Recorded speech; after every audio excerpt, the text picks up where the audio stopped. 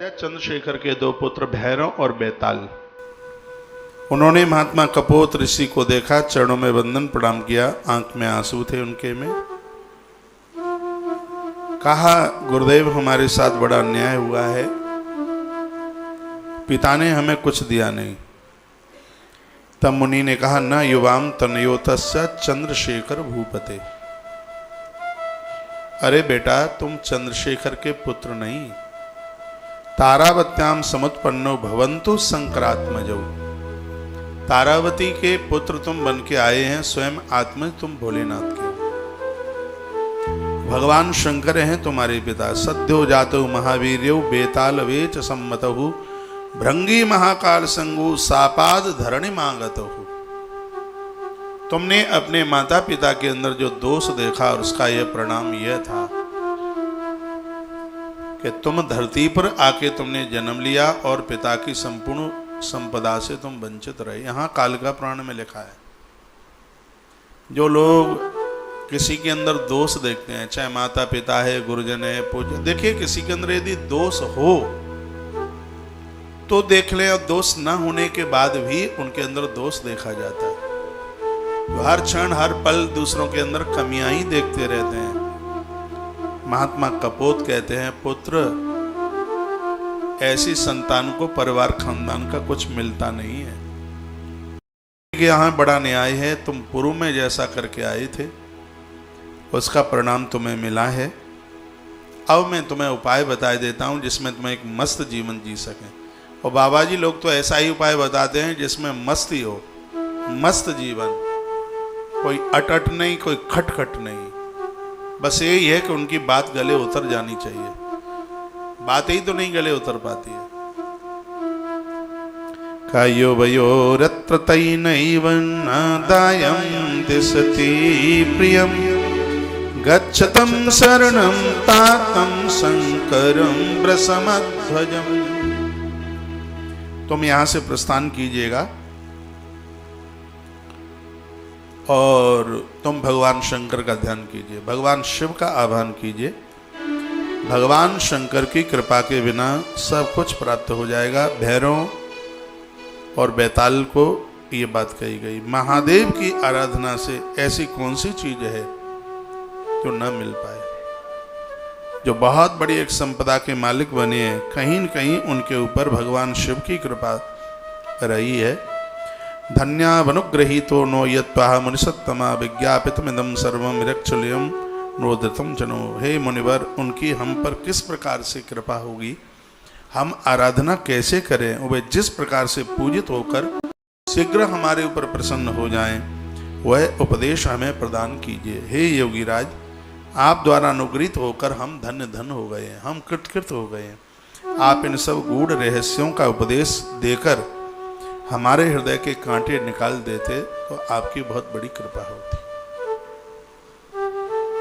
महापुरुष इसलिए तो होते हैं कि उनसे एक साधना का क्रम समझ लिया जाए। आप जो भक्त लोग सुन रहे हैं, बहुत बड़ी तादाद में ऐसे जन होंगे जो संत महापुरुषों से, गुरुजनों से सीख करके ही ये सब को सीख पाए हो। नहीं तो पता भी नहीं था कि अगरबत्ती जलती कैसे है, चंदन घिसा कैसे जाता है, दिया कैसे जलते हैं, नहीं पता था। आज हमें YouTube चैनल की आईडी पर देखते हैं कि आप जो प्रश्न करते हैं, हमारे कई भक्त लोग हमारे बिना बोलने पर ही उसका समाधान तत्काल कर देते हैं। मैं पढ़ लेता हूँ ये मैसेजों में। अभी हमने 9 देवियों के भोग की बात कही, कई मैसेज उसमें आ गए हैं। पहले दिन का ये है, दूसरे दिन का ये, तीसरे दिन का ये। राम जी के वो संपूर्ण नाम एक दिन वो मंत्र लिख करके भेजे हैं। तो इन सब चीजों का असर तो पड़ता है, फर्क पड़ता है। मुनि ने कहा, सड़त्तम कथयाम यद्य यत्र चाराधितो हर नचरादे भवतो रायास्ति समक्षता। मुनि कपोत कहते हैं, महादेव जिस स्थल पर तुम्हारे द्वारा पूजने के लायक है और वो शीघ्र ही तुम्हारे ऊपर प्रसन्न हो जाएं, सबसे पहले उस स्थान का नाम मैं तुम्हें बताता हूं, जहां पहुंचकर तुम्हें पूजा करनी है। बहुत प्यारी कथा, और ऐसी कथाएं इनको आप पहली बार सुन रहे होंगे। तो महात्मा कपोत ने स्थान बताया कहाँ पहुंचकर तुम्हें शंकर जी की स्तुति करनी, आराधना करनी है? वाराणसी नाम पुरी गंगा तीरे मनोहरे वर्णायास्तथा चासैर्मध्ये चापाकृति सदा। सुंदर जगह है जिसका नाम है वाराणसी। कालिका पुराण में इसका नाम आया है। नित्यम यत्र महादेवो वसन भवति तोष्टै युवां ततस प्रवक्ष्यामि स्थानं गुह्यं प्रकाशितं। नित्यं यत्र महादेवो वसन भवति तोष्टै। काशी में एक भी दिन का एक भी क्षण ऐसा नहीं जाता जिन क्षणों में काशी की धरती पर भगवान महादेव न हो। महात्मा कपोत कहते हैं जैसे वृंदावन को एक क्षण के लिए भगवान श्री कृष्ण इसको छोड़ के नहीं जा सकते। उन्होंने नंद बाबा की सौगंध खाई है, मैं ब्रज को नहीं विसारूंगा, वो नंद बाबा की आन, ये भगवान ने कहा है। प्रकृति के अंत पर भी भगवान श्री कृष्ण इस वृंदावन को, ब्रज को छोड़ के नहीं जा सकते। यहाँ की लता पताकाओं में है कृष्ण, यहाँ के पेड़ों में आप कान लगा करके सुनिए, यदि उतनी योग्यता हो तो अंदर से आवाज आएगी श्री राधे श्री राधे श्री राधे। पेड़ बोलते हैं मैं तेरा हूं, मैं तेरा हूं, मैं तेरा हूं, मैं तेरा हूं, मैं तेरा हूं।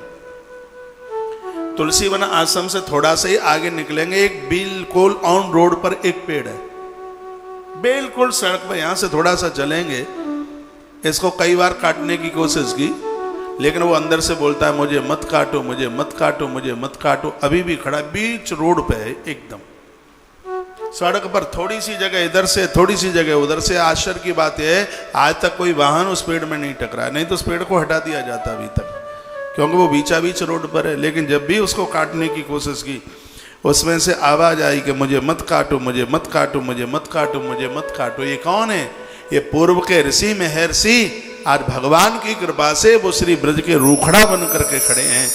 इसलिए तीर्थों में कोई भी महात्मा अपनी लंगोटियां, अपना अधोवस्त्र कभी इन वृक्षों के ऊपर नहीं सुखाता। ये पूर्व के कोई महापुरुष ही तो हैं। इन तीर्थों का बसेरा क्या कहते हैं आप, भगवान की कृपा के बिना मिल जाता है, कभी संभव ही नहीं हो सकता। आज भी भगवान श्री कृष्ण इस ब्रज मंडल को छोड़ करके नहीं गए। आप कहोगे कि वो द्वारिका कौन से, वो जो गए होंगे सो गए होंगे, लेकिन हमारा तो जो ग्वारिया गोपाल है आज भी श्री ब्रज में है, वो वृंदावन छोड़ करके जा ही नहीं सकता, वो आज यहाँ बैठा है।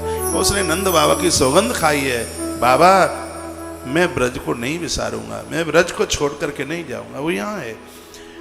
राम जी चित्रकूट को छोड़ के आज तक नहीं गए।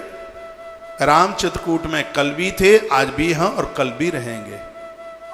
कृष्ण इस ब्रज में कल भी थे, आज भी हैं और बाद में भी रहेंगे। उसी प्रकार से नित्यम यत्र महादेव, कालिका पुराण के श्लोक बहुत प्रिय है। नित्यम यत्र महादेव वसन भवति तोष्टै। ये भैरव और बेताल भगवान शंकर उसी प्रकार से काशी में नित्य बसते हैं, एक क्षण के लिए भी नहीं जाते। रोजाना गंगा स्नान को जाते हैं और वापस लौटते हैं तो अन्नपूर्णा मंदिर में भगवान दर्शन करते हैं। अन्नपूर्णा सदा पूर्णा, अन्नपूर्णे सदा पूर्णे, शंकर प्राणवल्लवे। भगवान शंकर स्नान करने के तत्पश्चात रोजाना मां अन्नपूर्णा में दर्शन करते हैं। विश्वनाथ के मंदिर के पास ही है। भिक्षाम, पहली भिक्षा भगवान के कमंडल में मां अन्नपूर्णा डालती है, पहली भिक्षा, और वही भिक्षा संपूर्ण सृष्टि का उदर भरती है। काशी की महिमा अद्भुत है। वाराणसी नामपुरी गंगा तीरे मनोहरे वर्णायास तथा चाशिर मध्य चापा कृत सदा। कौन से भी वर्ण का व्यक्ति जाए, कौन से भी धर्म का व्यक्ति जाए, काशी सबका तारण करते हैं। वो वड़भागी लोग हैं, भाग्यशाली हैं जिनकी श्रद्धा काशी के साथ जुड़ी है। महात्मा कपोत मुनि ने कहा तुम काशी के लिए प्रस्थान करना। स्वयं वृषध्वजस्तत्र नित्यं बसति योगिनां, सदा प्रीति करो योगी स्वयं चाप्यात्मचिंतकः। काशी में रहने वाले व्यक्ति की चिंताएं योगीराज भगवान महादेव खुद ले लेते हैं, उन्हें चिंता मुक्त कर देते हैं।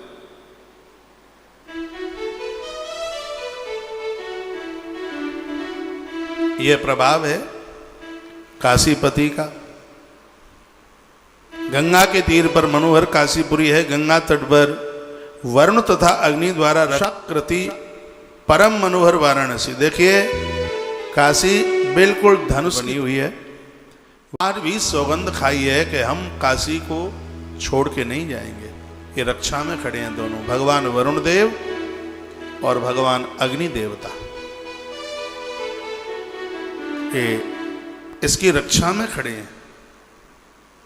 योगी गणों के लिए नित्य प्रमोद प्रभा योगी महेश्वर स्वयं यहाँ अपने आप को चिंतन में लगाए हुए हैं। स्वयं योगीराज भगवान शंकर भी भजन इसी स्थान पर बैठ करके कर रहे हैं। गोस्वामी जी ने लिखा में भगवान आज भी बैठकर पराम्बा के साथ भजन कर रहे हैं। महात्मा कपोत कहते हैं कि वाराणसी नाम पुरी गंगा तीर मनोहरे वाराणस्या तथा चाशैर मध्य चापाकृत सदा। वहाँ खड़े होकर वरुण और अग्निदेव जिसकी सुरक्षा में खड़े हैं, हे महादेव पुत्र तुम दोनों काशी के लिए प्रस्थान कीजिएगा।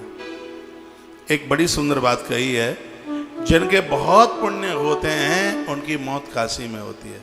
नहीं तो जीवन भर काशी में रहते हैं और मरते समय घर की तरफ आ जाते हैं। ऐसे बहुत होते हैं जीवन निकालेंगे तीर्थों में, और मरने का नंबर आएगा तो गोलू भोलू के पास पहुंच जाएंगे, बच्चों के पास पहुंच जाएंगे। याद रखिएगा जिनकी तीर्थों में मृत्यु हुई है बहुत पुण्यात्मा है। कालिका पुराण में लिखा है कि व्यस्तथा सा पुरी नीतम भर्गो योग बलाधृता दिव्य ज्ञानम ददातेषा तत्र यो म्रियते नरा। आत्मज्ञान की उपलब्धि हुई है। जिनके पुण्य बहुत भारी इकट्ठे हुए हैं वह मनुष्य तीर्थों में मृत्यु को प्राप्त होते हैं। इसलिए तो वानप्रस्थ जीवन में लोग तीर्थों का सहारा लेते हैं। इन केन प्रकारेण कैसे भी अंतिम श्वास तीर्थ में निकले जाके। जो मनुष्य यहाँ मृत होते हैं काशी में, उनकी मुक्ति हेतु महादेव स्वयं उसे दिव्य ज्ञान प्रदान कर देते, उनका उद्धार आत्म कल्याण हो जाता है। तीर्थ की महिमा, काशी की महिमा का वर्णन किया गया। कहा तस्मै स्वयं महादेव संसार ग्रंथि मोक्तये सबूत्वा परमो योगी मृतस्तत्र भवांतरे। कमाल कर दिया।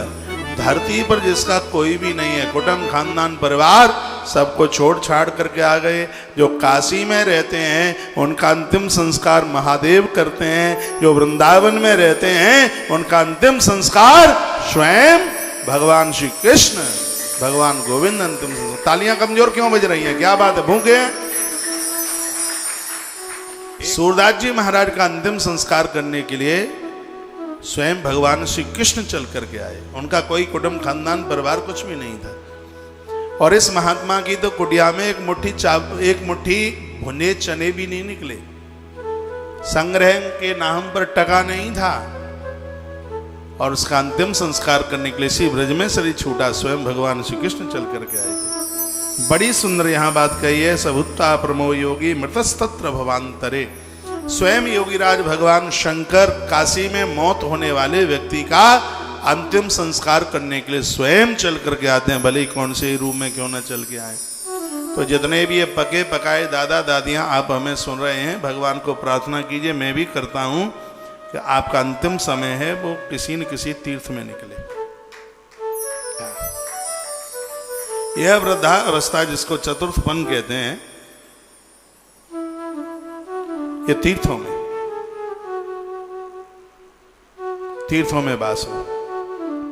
तो महात्मा कपोत ने तो बहुत सी बातें सुनाई। न तत्र कामदो देवो न च राज्य प्रसीदति आराधिति स्वरम प्रीत्या निर्वाणा है प्रसीदति।